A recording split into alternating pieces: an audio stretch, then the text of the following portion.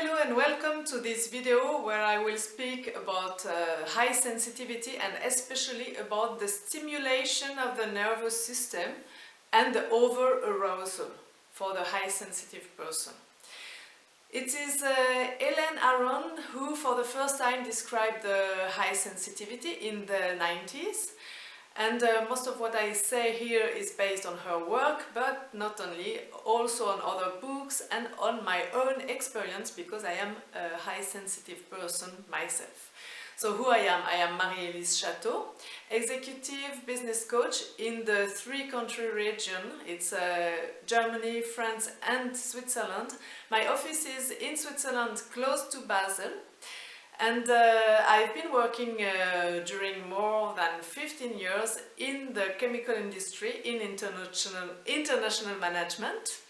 And I knew it was something more close to the human side of the project that I had to do.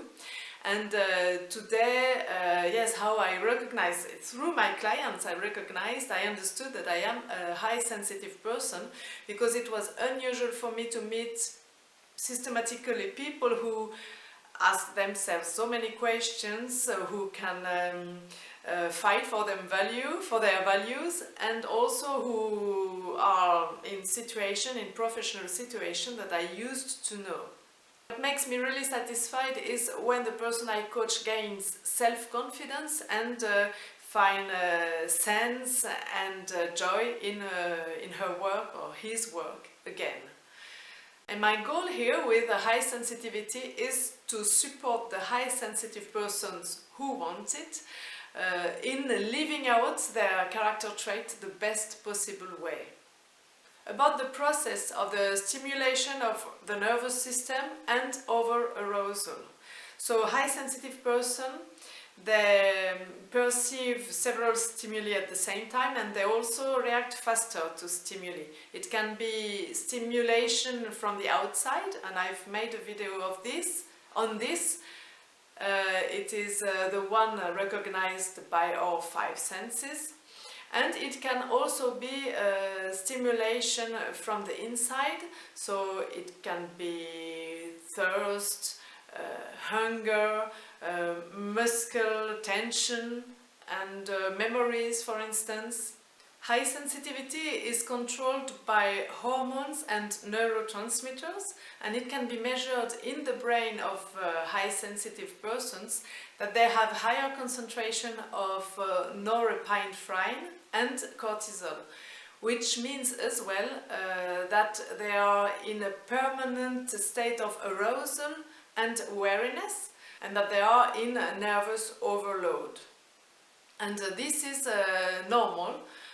It is nothing to do against it. It's for the evolution of human beings that they are the one who will recognize the danger very quickly. They are also the one who can regulate stress very quickly. They are used to handle it.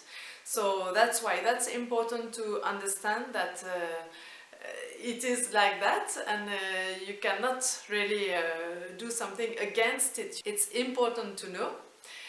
Of course, today it's more of a drawback, we can say, because it's they will feel some situations like very stressful, while the others will not. And it's a source of misunderstandings. And that's the point. What will they do? They will consciously get used to the stimulation. And because they do that, they force that, they will reach this overload or this over-arousal. And then they don't control anything. And that's when they react the way they would not like to react. That's why it's important to know all this process. I will take three examples.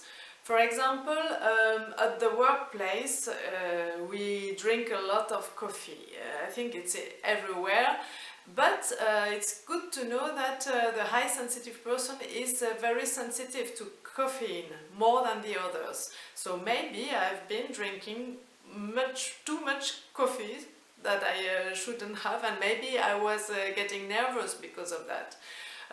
Second example, the parents at the end of the day, after a working day, they might be exhausted and react with complete exhaustion, because during the day they have stand situation that maybe they shouldn't stand, because it's overstimulating them. They reach the level of overarousal.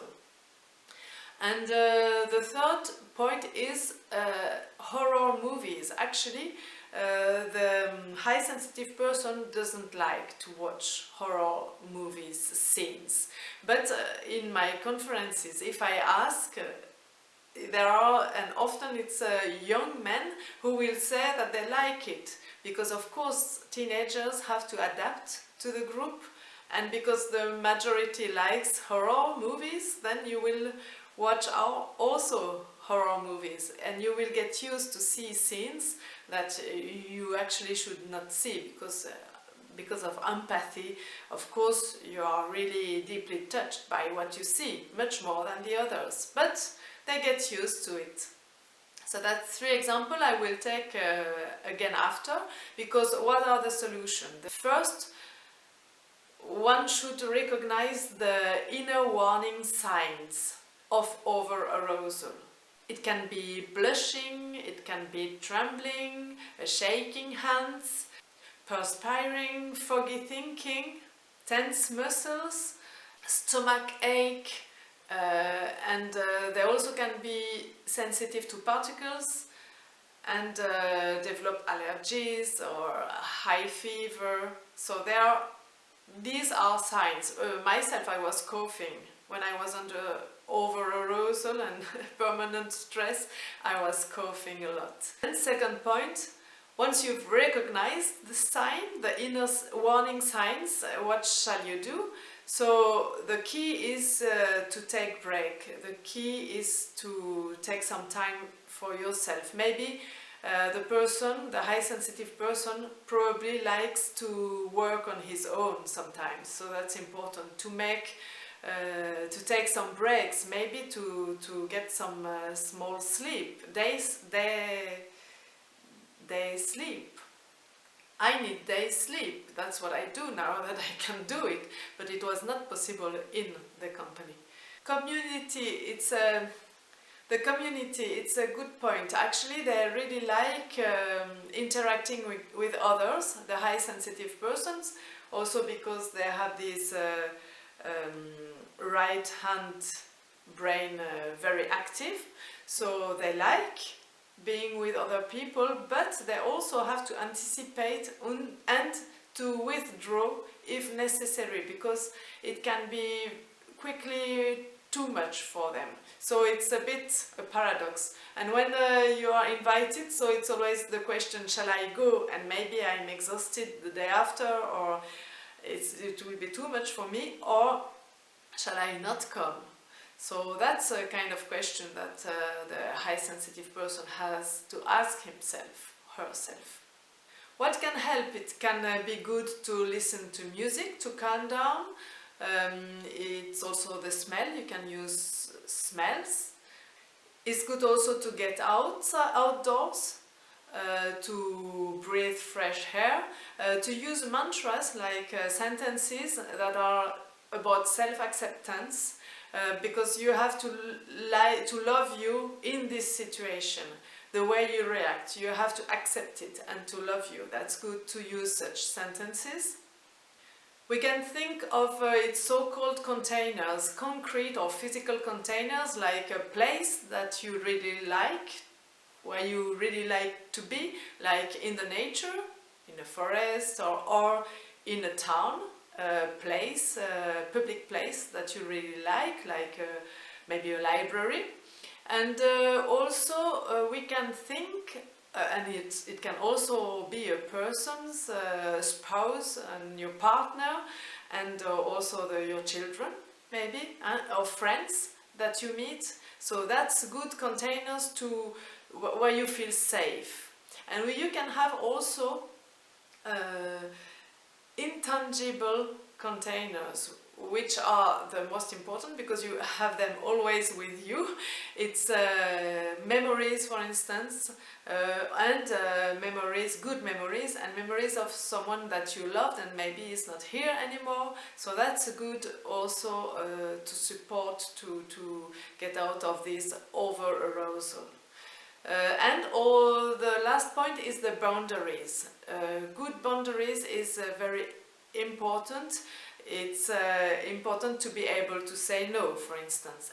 And if I take the 3 examples about the caffeine, yes, then if it's too, you realize that you are a bit shaking, drinking maybe too much coffee to be with your colleagues, so you should notice that and say, oh, this time I will not take a coffee, I will take a glass of water, explain, maybe it's too much for me, so that's good, that's your limit, to show your limit.